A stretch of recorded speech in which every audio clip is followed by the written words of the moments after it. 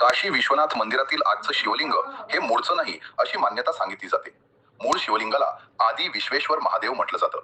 असं सांगितलं जातं की औरंगजेब काशीमध्ये आला तेव्हा त्यानं अनेक मंदिरं तोडण्यास सुरुवात केली. तेव्हा मंदिरातील पुजाऱ्यांनी शिवलिंग वाचवण्यासाठी ते ज्ञानवापी विहिरीत लपवलं. त्यानंतर अनेक वर्ष भक्त ज्ञानवापी विहिरीचीच पूजा करत होते, कारण त्यांना वाटत होतं की बाबा विश्वनाथ तिथेच विराजमान आहेत. यानंतर अहिल्याबाई होळकर काशीमध्ये आल्या. त्यांनी पाहिलं की इथे मंदिर आहे पण शिवलिंग नाही. तेव्हा त्यांनी महादेवाला प्रार्थना केली, मी तुमची भक्त आहे, मला तुमचं दर्शन होऊ द्या. लोकमान्यतेनुसार महादेव त्यांच्या स्वप्नात आले आणि म्हणाले, नर्मदेत स्नान कर, तुझ्या हातात जे शिवलिंग येईल ते काशीमध्ये स्थापित कर. अहिल्याबाई होळकरांनी तसं केलं.